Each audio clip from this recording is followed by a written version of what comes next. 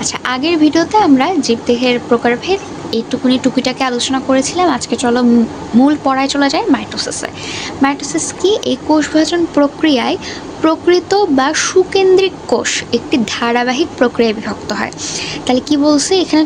প্রকৃত কোষ থাকবে যেটা একটা ধারাবাহিক প্রক্রিয়ায় বিভক্ত হচ্ছে, তোমার হচ্ছে আমার হচ্ছে, আমাদের যে মাইটোসিস হচ্ছে সেটা নিয়ে আলোচনা করছে। তাহলে দুটি অপত্য কোষে পরিণত হবে এরা। মাইটোসিসের নিউক্লিয়াস প্রায় সমানভাবে একবার বিভাজিত হয়। এই কথাটা মাথায় রাখতে হবে যে মাইটোসিসের নিউক্লিয়াস প্রায় সমানভাবে একবার বিভাজিত হয়। ঠিক আছে, এটা কিন্তু তোমাদের এমসিকিউতে আসে।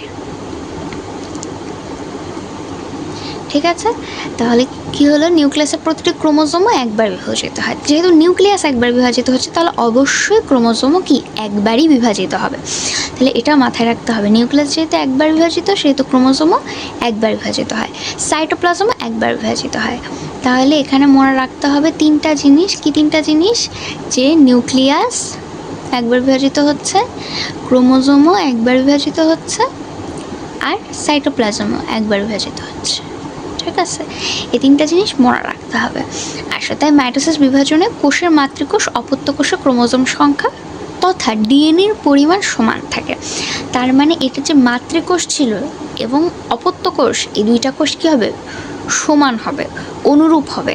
শুধু যে পরিমাণে একই থাকবে তা নয়, মাতৃকোষের ডিএনএর প্রায় হুবহু অনুলিপি অপত্য কোষে পাওয়া যাবে। একে কি বলছে? একে বলছে সমীকরণিক বিভাজন। এই সমীকরণিক বিভাজন কিসে আসে? সমীকরণিক বিভাজন তোমার যেটা সিকিউ বলি আমরা, সৃজনশীল প্রশ্ন যেটা, ঠিক আছে, আমি শর্টলি সিকিউ লিখলাম এবং এমসিকিউ, এই তিনটে এই জায়গাটাতে আসতে পারে যে সমীকরণিক বিভাজন বলতে কি বুঝো এবং সমীকরণিক বিভাজন নিচের কোনটি, মাইটোসিস নাকি মিওসিস, এভাবে এমসিকিউতে আসতে পারে। আর 2 মার্কসের জন্য আসতে পারে সৃজনশীল প্রশ্নে।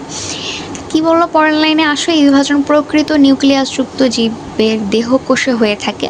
বিভাজনের ফলে কোষের সংখ্যা বৃদ্ধির মাধ্যমে প্রাণী ও উদ্ভিদ দৈর্ঘ্য ও প্রস্থে বৃদ্ধি পায়। প্রাণীর দেহকোষ উদ্ভিদের বর্ধনশীল আছে। কোথায় কোথায় আছে এটা মাস্ট জানা লাগবে, কারণ কি এগুলো হচ্ছে এমসিকিউতে আসে। ঠিক আছে, এই ধরো এই পোর্শন থেকে পুরো এই পোর্শনটা, ঠিক আছে, বলছে যে প্রাণীর দেহকোষে এবং উদ্ভিদের বর্ধনশীল অংশের ভাজক টিস্যু, সেই মধ্যে আবার কী কী আছে? কাণ্ড ও মূলের অগ্রভাগ, ভ্রূণমূল, বর্ধনশীল পাতা, মুকুল ইত্যাদিতে মাইটোসিস প্রক্রিয়ায় বিভাজন হয়। এটা একটু টাফ, আমি জানি এটা একটু টাফ মনে রাখতে, কিন্তু ইউ হ্যাভ টু মেমোরাইজ ইট। ঠিক আছে, আর নিম্ন শ্রেণীর উদ্ভিদে ও প্রাণীর অজনজরণের সময় এই ধরনের বিভাজন দেখা যায়। তাহলে এমসিকিউতে এগুলো আসতে পারে যে কখন হচ্ছে গিয়ে বা কোন কোন জায়গায় বা নিচের কোনটিতে মাইটোসিস হচ্ছে। এখানে নিম্ন শ্রেণীর উদ্ভিদ এবং প্রাণীর অজনজনন, এই কথাগুলো কিন্তু মাথায় রেখো। তাহলে ইজ ইট ক্লিয়ার? এমসিকিউ তোমাদের সুবিধার জন্য আমি এটা লিখে দিলাম যে এটা এমসিকিউতে ইম্পর্টেন্ট। আচ্ছা, এবার আসো আমরা পরে যাই। মাইটোসিসের কয়েকটা পর্যায় আছে, পর্যায়গুলো আমাদের জানা লাগবে। আসো, মাইটোসিসের পর্যায় কি বলছে?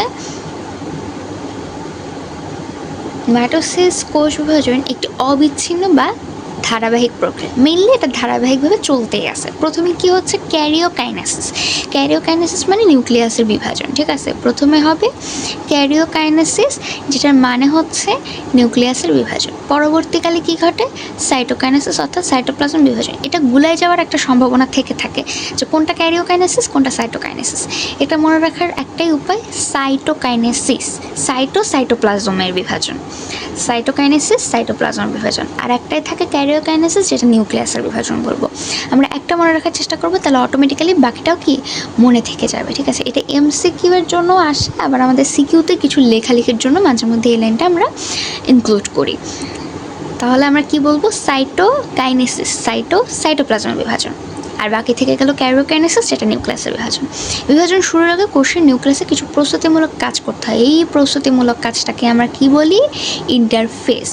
কোশ্চেন যদি খুব হার্ড হয় তাহলে 2 মার্কসের জন্য এই ইন্টারফেস বলতে কি বুঝো এটা আসতে পারে। ঠিক আছে, এটা আমি 2 মার্কসের জন্য লিখে রাখি, নাকি 2 মার্কস না, আমি লিখে রাখি তাহলে ক্ষয়ের জন্য, এটা তাহলে খ লিখে রাখি, তোমাদের সুবিধা হবে। ঠিক আছে, ক্ষয়ের জন্য আসতে পারে।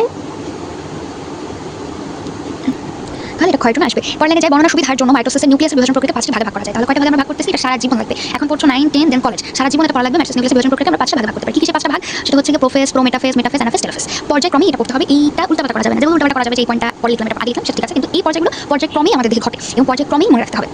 এবার আসো আমরা পরের ভিডিওতে আমরা এই প্রোফেজ, প্রোমেটাফেজ সবকিছু নিয়ে একটা ডিটেইলস ভিডিও করব। ওকে।